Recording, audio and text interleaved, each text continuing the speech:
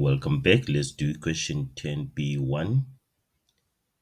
In a factory that produces kettles, it is known that the probability of producing a defective kettle is 1 out of 65.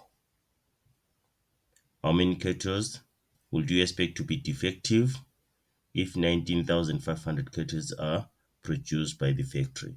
So we're using probability to predict an outcome here, right? So it means 1 out of 65 of 19,500. Remember, of means times. So it means 1 out of 65 of 19,500. Just that. And then we calculate this. It gives us 300 kettles.